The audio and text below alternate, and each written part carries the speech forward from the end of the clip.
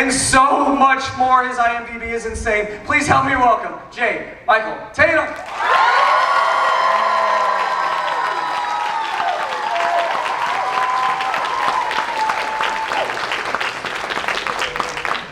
There's so many of you. They didn't tell me it was gonna be, I thought it was just gonna be like 5 or 6 people. Hi everyone. Hi. How y'all doing? It's like a class. Did everyone do their homework? Everyone's like, no. Hi, I'm doing well to whoever asked. Thank you. You're very nice. You're very kind. I appreciate you.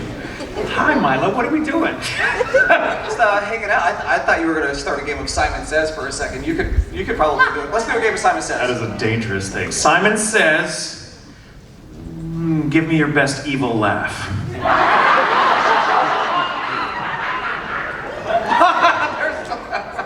Y'all are good at this.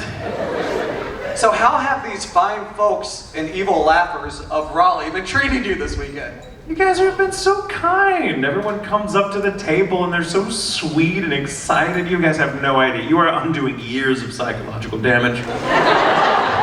Thank you for being such sweet and awesome people. It must be a North Carolina thing, because it's not true everywhere. But it's certainly true here. It must be the humidity.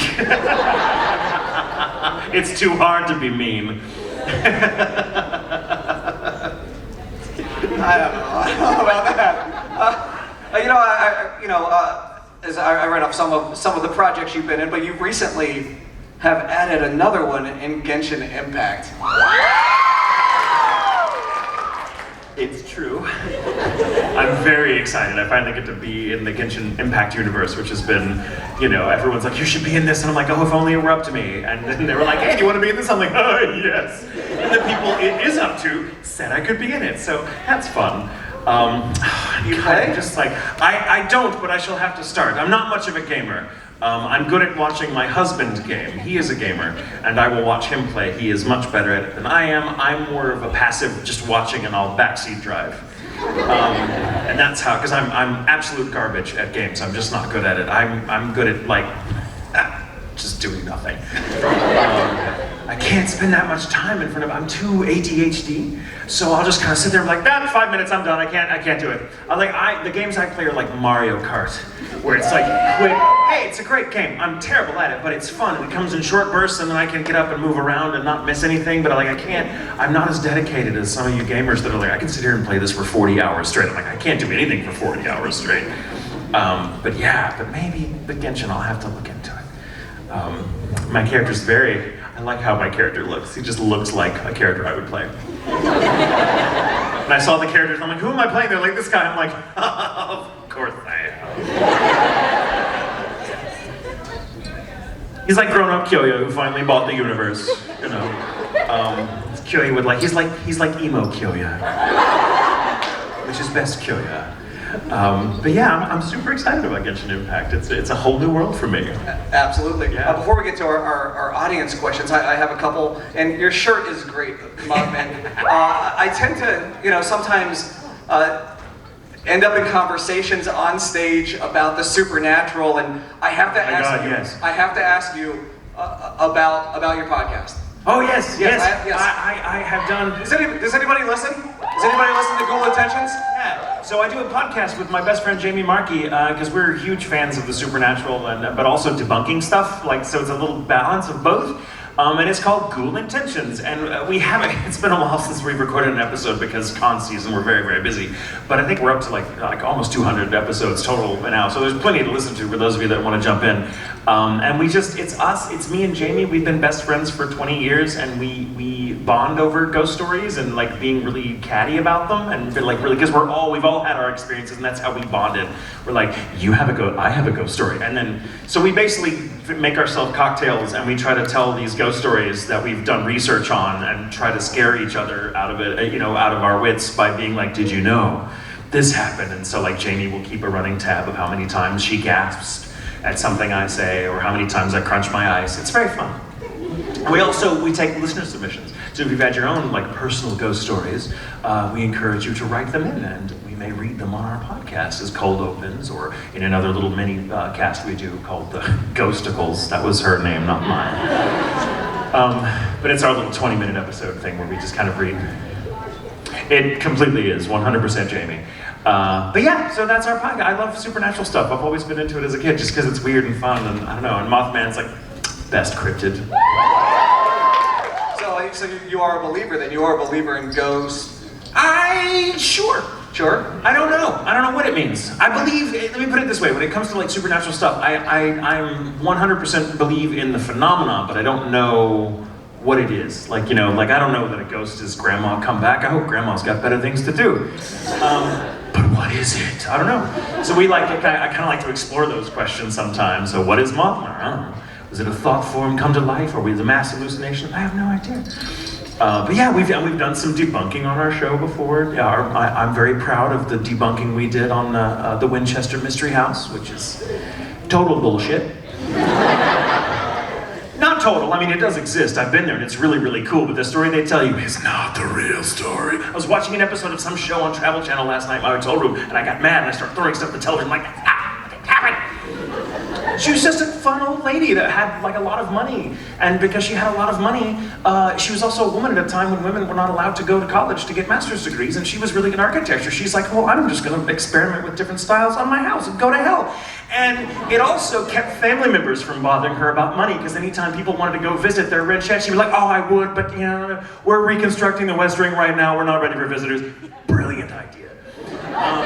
She wasn't haunted, there was nothing. She was just a cool, eccentric old lady who had a lot of money. And then some dude, after she passed away, she didn't, her house, there was no one, the house was in escrow, or whatever they call it, but like, they don't know who it belongs to.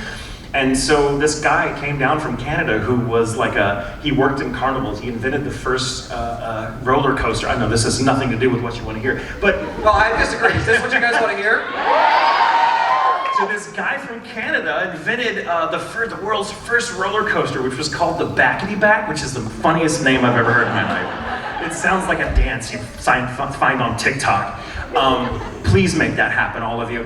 And he was fleeing Canada from a manslaughter charge because someone died on the Backety Back, and so he came to San Diego and was like, hey, San Diego, if you buy this house, I'll make your money back in a year because we'll tell everyone it's haunted. That's what we do at carnivals. And they're like, yes.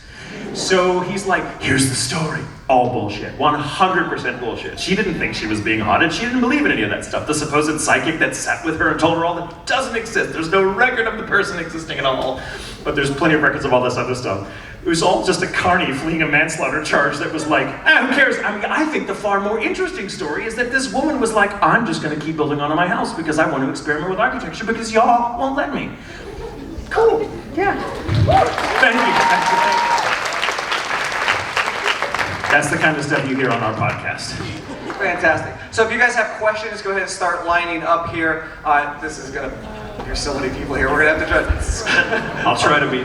I might get through 5 questions the way I talk. I apologize in advance. So before we get there, I do have one question, and that is, during your time in the studios, during your time at conventions, just now that you're an LA'er, has there been that time where you saw another celebrity and absolutely fanboyed out, where you just couldn't?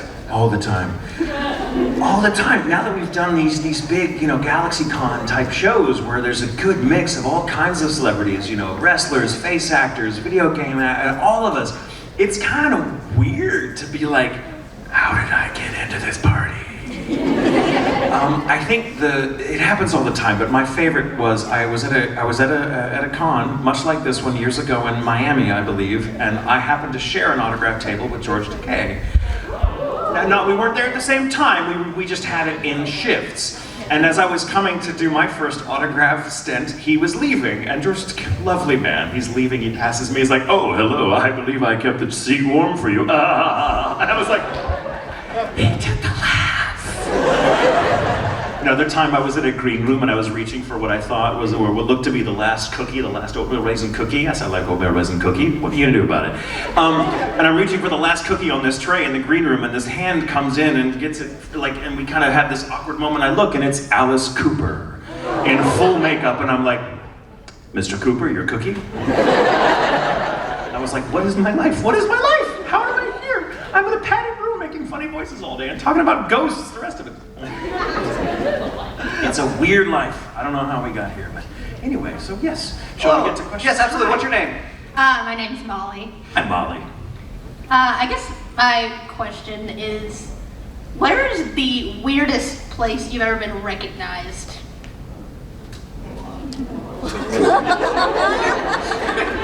That's a great question.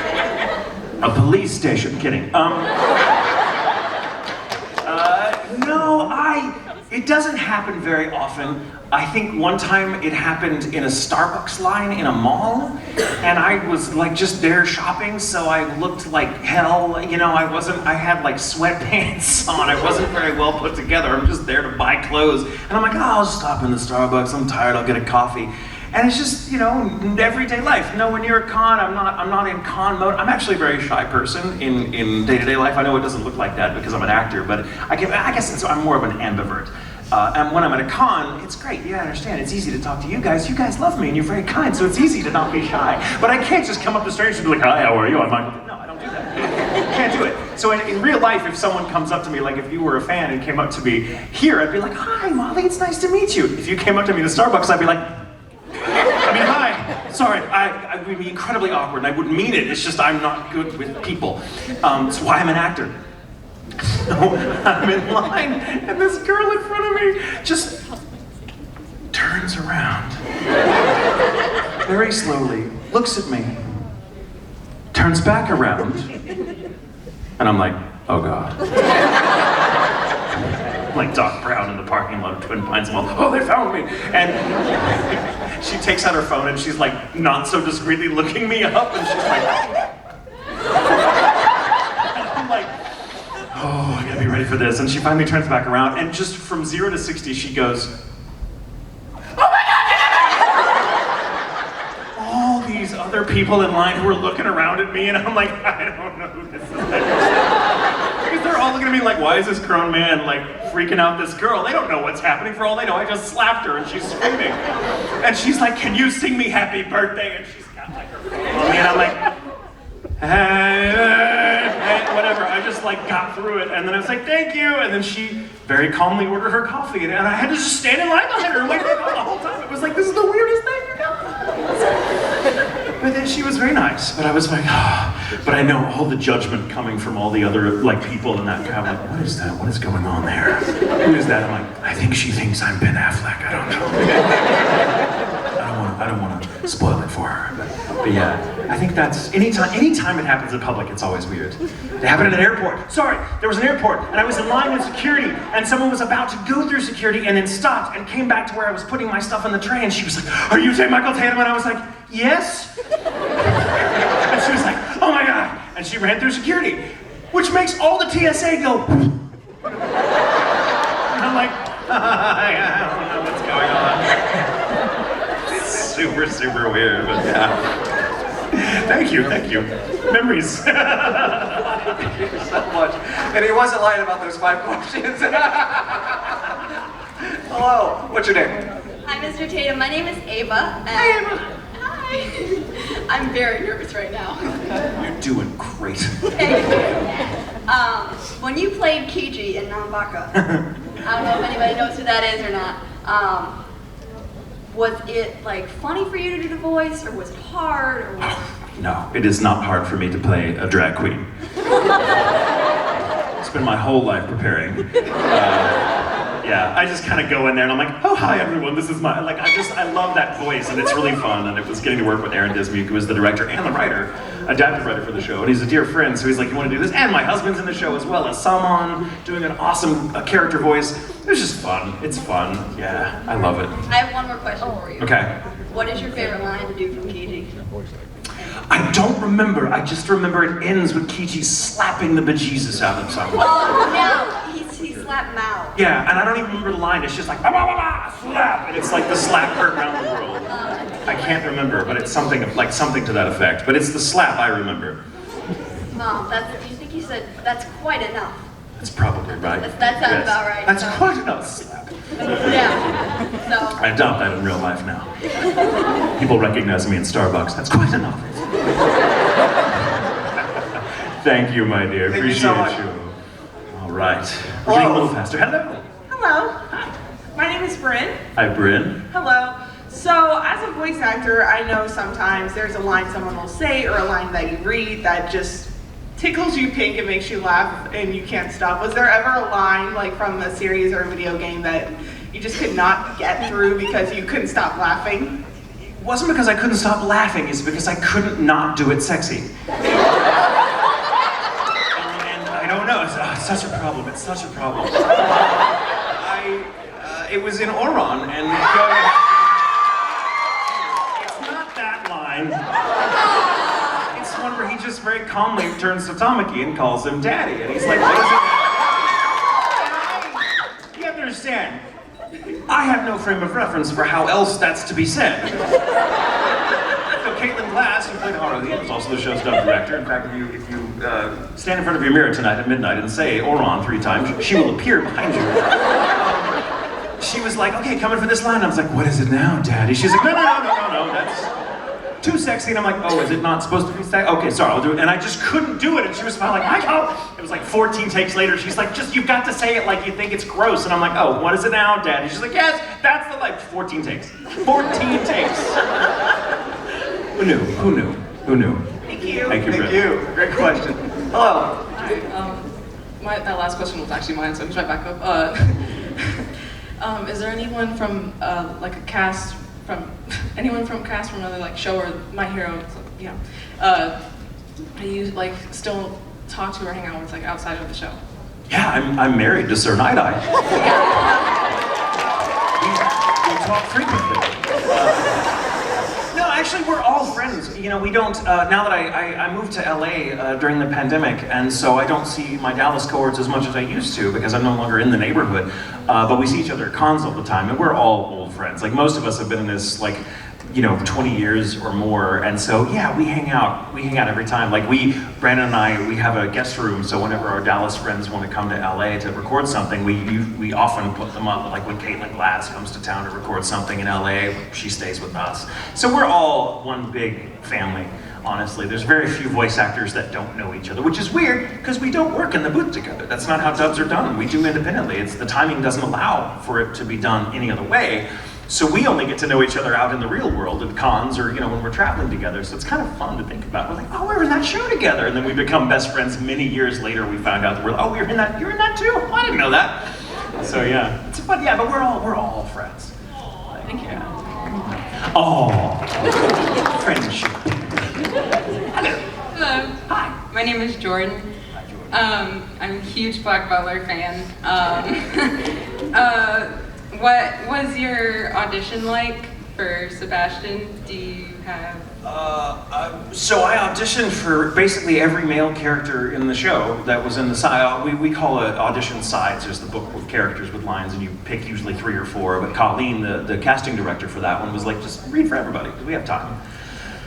So I did, and like Sebastion was just the first one I read for, but I read for everyone, and she just liked me for Sebastion. I don't remember much about it because when I audition, I tend to throw it away. I'm just like, nope, I'm done. I don't ever think about it again because the odds of getting a part are pretty nil, even if you're established. It's like, cool, there's probably 8 other people that could do this part better, and they're probably here outside waiting to come in after I'm done. So once I audition, I forget about it. Because it's the only way to be mentally healthy about the process. So I don't remember much about my audition. I just remember that I auditioned for like 6 or 7 other parts and got the title character, which is nice.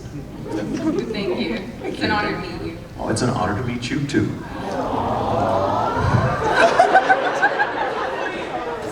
You guys are so cute. Oh, he's being nice. Just to let you know, this is now mandatory after every answer. Aww. Happens all the time. Yes, my dear. Hello, my name is Mars. It's no secret that you have such an iconic voice in English dub. Stop it. So my question is more about the technical side of it. How did you go about establishing your sound? Oh, that's such a good question. It's kind of just, how do I explain this? You kind of just learn by doing. So I've been a stage actor since I was 9 years old. right? And so I've been acting in some form or fashion since I was a little kid. It's just been part of my life, so it means I'm not very good at other things. I'm like, I don't know how to do a responsible job, just let me pretend to be an astronaut. So I just, I was always always thinking about character and why a person speaks the way they do or chooses the words they do, because it's all an expression of where they are in their life and what their backstory, so to speak.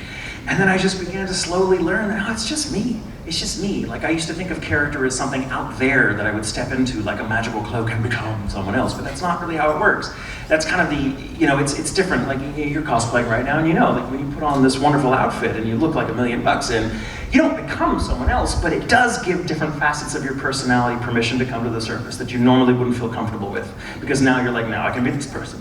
Now I can be the sort of person that might snap back at someone in line if they cut in front of me, whereas maybe without the costume I might be a little too meek.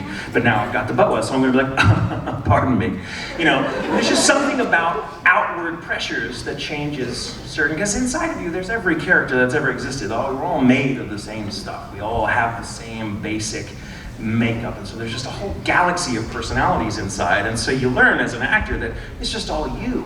So I don't know that I found myself, like I didn't strive to find a sound, I just strove to be more me. And that's kind of, every character I've played is just a version of me in a different story. And anything I may apply to it, like an accent for Sebastion, who's British, so he's got the all-P accent for this character that's from a different, whatever. Those are just slightly technical things that you just kind of play with, but it's still just me. The emotional choices I make, the connections I have to the words are just driven by what would I do if I was in this situation. And it's really, that's all there is to it, And so I just it's kind of like the villains in Scooby-Doo. It was like, I try to get into acting. I got into acting as a kid because I wanted to be anybody but Michael. And then as I've grown, I'm like, but that's, my best work has always come from when I'm just me, and when I'm just me, because that's what connects me to the character. Does that make sense? It does make sense. Yeah, Thank you. so, Thank you so much. Thank you. Aww. Thank you. Hi, my name's Jackie, and I have a really dumb question compared to everyone No else. such thing. So you play Erwin in Attack on Titan? I do. So, yes, I love him. He's got great eyebrows. He's eyebrows. It's great. Anyway, my damn question is, if Erwin was on a dating app, what would be like his profile pic to like hot babes, what would it His be? profile pic would be a pair of tweezers. No, I have no idea. Oh my God, a dating app. Who's got time to date? There's Titans at the ball. What would that app be like, I mean, if I look like Erwin, it would just be a picture of me. Come on. Personally, for me, I feel like he's such a dad sometimes. Like he would just take a picture in like a mirror and be like, what am I doing? Yeah, it'd be like, it's like phone's over his face because he doesn't know how to angle it right. Bad light. No, it'd be like a gym pic. No, that's it. Like, that's, I'm thinking thoughts now. You've done something. Yeah, I mean, I'd swipe left. Thank you. That was not a stupid question at all. I'm still gonna stick with a pair of tweezers though. Hello. Hello, my name's Kelly, and my question is also about Erwin Smith from Attack on Titan. If this spoils anything for anybody, I'm sorry, but do you think if Erwin had survived, would he go along with Aaron's plan and the No. Jaegerists? Or do you think he would have tried to stop him? We would have tried to stop. Okay. 100%. Erwin is not about that life. Or any life right now. Oh! Too soon, I'm sorry.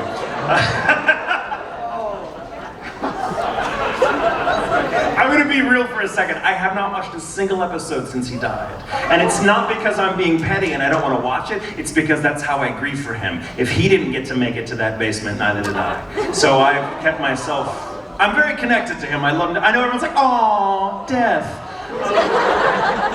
But that's just kind of, I'll watch it one day because it's a phenomenal show and I want to finish it. I'm chomping at the bit to finish it, but I'm not done grieving for him yet. So I have to wait for it all to be over for a little while before I can do that. That's kind of weird, but that's just how I am with certain characters. Yeah. So, sorry, yes, your turn, my name. Hi, my name's Maggie, and I was just wondering, I know you do a lot of writing. Is there a specific line or part of a show that you remember writing that has a good connection, that's something you'll just never forget?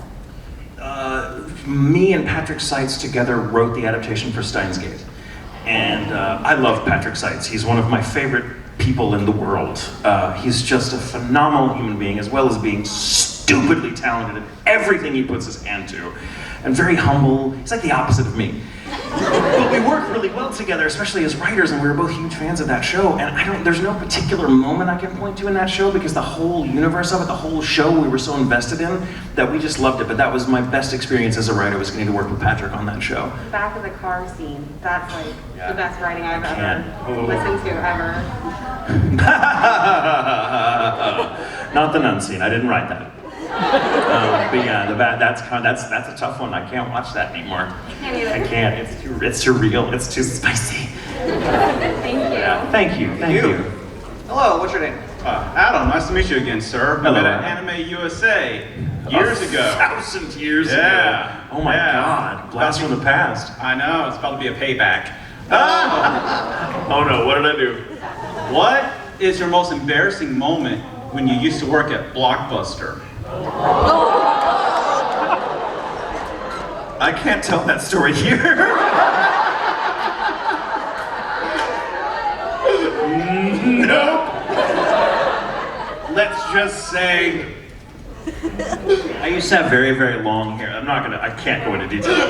But I used to have very, very long hair, like down to my waist. I was a goth kid, and I was just picture that for a moment. It was like, and it was beautiful. Like, I was extremely proud of my hair. Like, I could flip my hair, and it would take like a full day to. And I just dressed the part, and I loved it. And let's just say, when you're working in a place like Blockbuster, which most of you are like, what's a Blockbuster? So there used to be a place you'd go to, a physical store, to rent physical movies. And then you'd have to bring them back and put them in this little slot, like a bank teller. It was really weird. And I worked in one for a few months when I was like 19, 18, something like that. In 1918. And my hair got in the way, and that's all I'm going to say about that story. Thank you, sir. And thank you for calling me very big. I have no memory of it. Hi, my name is Bella. I was wondering, what side of TikTok are you on? There are sides? Like there was Deep Talk in 2020, and now there's like Pet Talk, where like people have all their pets and they show them off. Like, what's like on your side? I'm the what the hell is TikTok doing side. I just scroll through and it's all French bulldogs and people talking about books. I hear it's quite a lot of different for other people. I don't know. I'm not on there as much as I should be. It was kind of a time waster for me during the pandemic when my husband was like, get on TikTok, it's hilarious. And so I just made a bunch of silly skits, but then I haven't been on it because I've been too busy to do stuff. But I don't know what side. I'm on French bulldog TikTok, apparently. That's a thing, so. Thank you, my dear. Hello. Hello, my name is Talia. I was wondering, you have all these amazing characters that you voice. I was wondering, how do you think they would react to being like roommates? Most of them probably would not work out well together. Like, I just try to imagine like Kyoya with like France. Or like Sebastion with like Skiyama or something like that. Or like Erwin with anybody. God, I don't know. It's kind of fun because I like to think of it, but I don't know many of them would be. I think Sebastion and Tomoe would be good roommates. They would just spend all day like making ramen noodles going, your master, my master. Like, yeah, it's crazy. Yeah, I guess. Slapping people, yeah.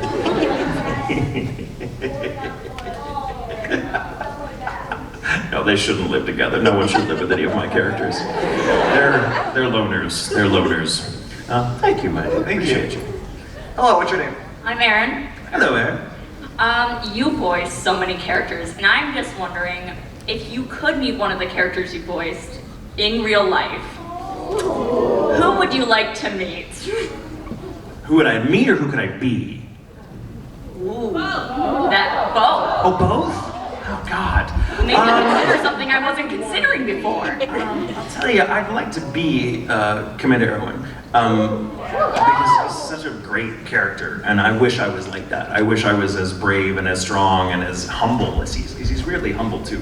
He may seem like he's the top dog and he's a leader and he's a good leader, but it's because he thinks he's a son of a bitch. Like when you talk to him, he's like his opinion of himself is very low. And he's just doing what he has to do because he feels he owes it to humanity to do this thing, and he's very, very equivocal about his value. And I think to be that, like I would love to be that brave. I'd love to be the sort of person that can marshal his doubts into something heroic, which is hard to do. I would love to meet just about anybody I've played. Sometimes to ask them, why are you like this? And then others to be like, hey, how you doing? It's okay, you can say Sebastion. Yeah. I would want to meet Sebastion. Yeah, because that's too much. That's too much. He's a demon, and I know him. I'm like, you're a demon. No, I see you. I see you. You're not my soul, sir. I think it depends on where too. Like if you were to meet France for dinner, probably. Is he paying? Probably not. But I imagine the food would probably be pretty good though. Yeah, the food would be really good. I would love to meet Kraft Lawrence from Spice and Wolf, which is one of my lesser known shows, but I love it. And Brina, who was CL in Black Butler, she plays Holo in that show, and we're both romantic. We're the romantic leads, and it's our favorite thing we've ever done together, and I love it. And there's some rumbling that it might be coming back. I'm not sure how official that is, so don't quote me. But it's a beautiful show, and I just think Lawrence is a fascinating character, and I would love to meet him and ask him about his life because I think he's a very complicated dude, and I love his story. So yeah. Thank you. Thank you. Thank you. Hello. Hi, my name is Faith. I was wondering, out of most of the roles you've done, what kind of character is your favorite to play? I get that you have a lot that are kind of similar, but like specifically, what type? I have two major types that I always play. It's either hot, sinister guys in glasses. They're usually also very wealthy, or commanders who lose an arm. Think about it. Like that was Erwin, Scar, Fuegoleon, Sir Hammerlock, Athnologi. I don't know why. I'm like, oh, does he lose an arm? Get Tatum. Like, I guess I sound like a dude who's lost an arm. Who knew? I love playing but my favorite type of character to play is what they call the noble adversary trope. It's the villain or the antagonist, but they're not just evil for evil's sake. They have a point that makes it a little harder for you to sympathize with the hero because you're like, Scar is a great example of that. And Scar is hence one of my favorite characters because like he comes off really evil at first, but when you hear his backstory, you get it. And who of us wouldn't follow that path in his shoes? I love playing that kind of, it's what we used to say, like everyone, like, would you like playing heroes or villains? And like every villain is the hero of their own story. And once you figure out what that story is for them, you can kind of get in their head and play it. But I love the writers that have the courage to be sympathetic to their villains because I think it makes for good storytelling. Angela might be a little bit like that. Well, I hope so. Thank you. Thank you. Hello. Oh. There we go. Oh, thank you. You're very kind. Yeah, we got a professional mic mover over there. Look at this. There we go. Hello, my name is Jacob. Hi, Jacob. I was wondering, how did you get into voice acting? Good question. So I had been an actor for a very long time doing stage and a little bit of on-camera stuff when I was younger. And when I was 28 years old, quite a while ago now, a buddy of mine was directing for Funimation, and back when Funimation was called Funimation, which was a studio in Dallas, and he was like, hey, you're an actor, I'm looking for some new blood to put in my next show, do you want to do this? And I was like, oh no, I have no idea from voice acting, I've never done that kind of acting, I don't think I'm your guy. And he would just ignore that and call me again and be like, hey, I've got this part I'd like you to try out for, and he just kind of wore me down over a period of a week or so, and I finally said, fine, I'll come in. And he got me in, his name was Chris Bevins, and he got me in by saying, look, you're not actually gonna get the part, I just kind of want you to lay down a scratch track for someone. And he made up some wild story about how, no, I just coming in and you're just helping me out. And it'll be fun, you get to say you got to Funimation and we'll give you a tour, and I'm like, all right. And so I went in on a Sunday and spent like 4 hours in the booth, like playing around with this character. It was pretty intense. It was a guy named Rikichi from Samurai 7. oh, some people are like, oh, that show, it's a good show, damn good show, based on one of my favorite films of all time, Seven Samurai by Akira Kurosawa. And I got to play like this kind of emotional character who was this farmer who had lost his wife, and or whose wife had been kidnapped. It's kind of his story is kind of what puts the story in motion. And so we're doing all this, and I'm not taking it seriously. I mean, I'm trying my best to act, but I'm learning all these new terms. When you're looking at a dub script, it looks very different than any other kind of script because there's just all sorts of technical jargon involved, and there's time coding, and it just looks like an itemized hotel receipt. As opposed to like a playbook or something like that. So I'm like, what is this? And Evans is explaining all this to me. And we spent like 4 hours doing this, and like I'm learning how to match flaps. We call mouth movements flaps. And so we match flaps, that's part of our job. So you have to get the timing right, it's a whole different kind of acting. Oh, but I want to say it this way. You can't, there's not enough time. Or you have to say it longer, whatever. So you have to kind of know how to marshal your emotions, but also get the timing just right. So it's akin to doing a musical. Where you have to, well, you have feelings, but there are only so many bars, and there's beats, and there's a conductor that will remind you when you get off. So it's all about the timing, but also trying to make it sound organic. And I was just learning all this stuff. Like, this is awful. I can't believe I suck at this. I can't believe people do this for a living. And then he was like, oh, cool, we're done. Go ahead, get out of the booth and sign some NDAs. We're called non-disclosure agreements. I didn't really read them very carefully, which was my first mistake. Always read what you sign. And I made some comment to Bevins about like how does Funimation get anything done if it takes you like this long to like audition or do scratch tracks? And he's like, oh no, we didn't. We actually just recorded you in the first 6 episodes, and you just signed a contract, so you are now a voice actor. And I was like, what? And here I am. I am Christopher Bevins' fault. When someone asks me, how do I get the voice acting? I'm like, oh, just do what I do. Wait for someone to ask you and say no. And then wait to be tricked. Worked for me. Thank you for your help. Yeah, thanks for your mic assistance. You want a job? Thank you. Hey, how you doing? Good, how are you? I'm doing great. I'm really grateful for that last question, actually, because my question kind of transitions off of that. I want you to think from that time and that story that you just told to now, and tell us about a way or a time that doing voiceover work has changed you as a person. Think of something that you say to yourself, I would not be this way if I hadn't done voiceover work. Now, careful, we only have about 10 minutes left. Sorry, I'm going to try to tell this quickly, but I make it a little emotional, so forgive me. I had a very, very severe speech impediment as a kid. So badly that I rarely spoke. I didn't really start talking until I was about 8. And I used to walk around with a little board that I could write on because it was much easier to talk to people that way. I was made fun of for my stutter. It was really awful, so I chose not to talk. I was electively mute for the first 8 years of my life. And then this crazy little old woman that was my speech therapist, it was a British woman, and she had this beautiful Aussie accent. She worked on me for quite a while, and we became good friends. She was friends with the family, and she had ties to theater. And we learned that if I could memorize lines from a script, that my stutter, my speech impediment tended to disappear if I had a script to go off of. And so I learned how to kind of live in lines that someone else had written. And so she encouraged me to go out for some plays that she was involved in as a consultant, and I did, and hear that there, and that's how I started as an actor. And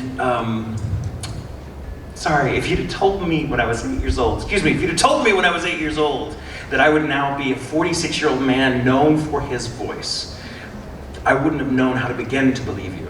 So that's what's changed for me, is that I've literally found my voice through acting, and now it's how I act. And I continue to meet myself every day and learn a little something about myself with every character I do. You know, your voice changes over time. Sometimes slur comes back, and I have to work on it a little more. Like, it's a little known fact, like I work on it all the time, and so it's just kind of crazy to think about, like, here I am, you know, the little kid who couldn't talk, and now I won't shut up. Thank you so much for sharing that. Jesus Christ, someone throw a pie. Hi, I'm Moth. If you could spend 24 hours with any of the characters you voice acted, who would you spend those 24 hours with? 24 hours? Well, Commander Erwin on a date. Understand right. Where's a good restaurant where the Titans aren't going to be? Yeah. Thank you. Big fan. Thank you. I know we've only got a few minutes, so I'm going to try to be fast and make it lightning round. So, all right. Hi, my name is Jacob. And, Hi, Jacob. Do you like how in My Hero Academia that your character is so serious all the time? Yes. He's 100% just me, like at an airport. Like, it's how I'm very much the sheepdog of whatever group I'm traveling with. I'm making sure everyone's like, guys, the gate's this way. We're boarding in 2 hours. What are you doing? Like, I'm that guy. And I'm even doing the hand motions all the time. We need to do it. It just happens. I completely relate to that character. That's like me if I could run fast. Thank you, Jacob. Thank you so much. Nice. Thank you. All right. Hi, how are you? Hello, dapper gentleman. My name is Rick. Hello, Rick. My question is, does your interest in the occult influence your career at all? Sure. Yeah. I mean, I certainly, when I get to work on certain shows, I'm like, oh, I know what that is. I've studied that. I know what that is. I know what that book is. I know what the Akashic Record is. I've studied all that kind of stuff and theosophy and all that kind of things just because I find it fascinating. Like the history of occult ideas is not a specialty of mine, but certainly a hobby, a passion.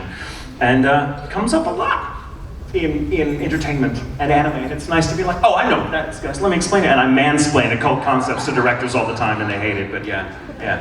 Thank you. Good question. Yeah, good, very good question. Hi, I'm Emil. Hello, Emil. How do you think Sebastion would react to the things that his fans say about him?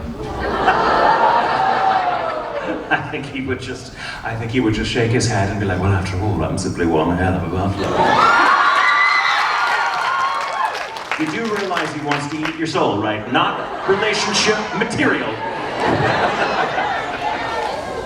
I'll take it. What is wrong with you? Thank you very much. All right. Hello.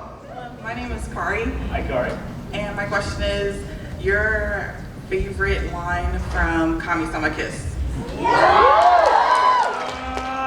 I think it's just any time he screamed Lina Lee's name, which was constantly, so it wasn't like a particular line, but it was him going, Lina Lee! Like the whole Quaver voice thing, I love doing that. It became like a Tarzan thing. Yeah, I love that. Thank you. We're doing it. I've been adjusted! You have been adjusted. Alright, hi. This is kind of going back earlier to the line that you just couldn't get right. Do you have a favorite blooper from Oron? Because I love watching the Oron bloopers. They're my favorite thing ever.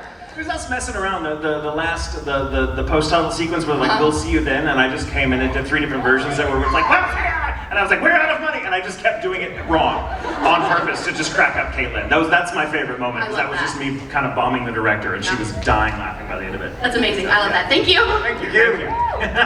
Hello. Hello, my name's Peyton. My question, borrowing from a couple questions back, how do you think Erwin would respond to what his fans say about him? You'd be like, you know we're all gonna die, right? Thank you. Just 100% gonna die. Hi there, Mr. Tatum. It's so cool to meet you. Thank you. I was wondering, could Tenya Ida say trans rights? Could Tenya Ida say trans rights? He certainly could. Tenya Ida saying trans rights!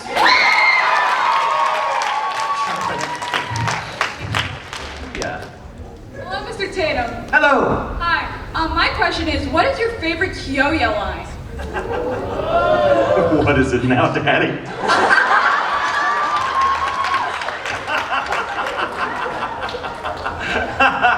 I mean, I said it 14 times. Hello. Hi, my name is Taylor. Hi. How are you? What's your question? If you were chosen to be the Colossal Titan instead of Armin, how do you think it would change your character development? I'd still be alive. That's a big thing.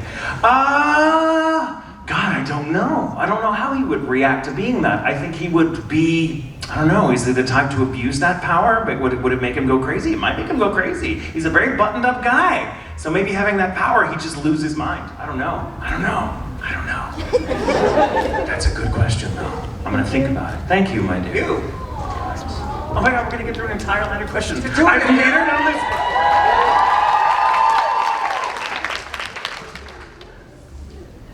First off, congrats on getting through the line. You're like, I have an 8-part question. So, my name's Fenrir. Hello. And if you had to go through a doctor's appointment entirely acting as one of your roles, who would you choose and why? All right, I want to say, hold on. I've done this a lot. And that's the first time that question's been asked, and that's amazing. It's good. Let's hear it for that question. So when you are my age, the doctor tends to check certain things out that aren't necessarily an issue for people that are younger. I won't go into detail, let's just say there's a lot of trust involved. I may have at one point during such an examination used my Sebastion voice because I thought it was funny. And my doctor might have responded with, "Didn't know I had that power." Congrats again. Not on getting through the line, but just for getting through that.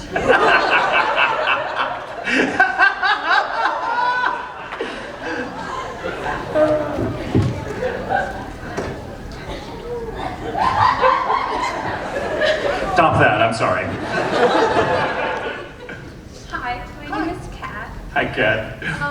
So I was wondering, and I don't know if you've ever played D&D, I know you have a lot on your schedule, but would you ever consider doing live streaming D&D with other voice actors, like Critical Role?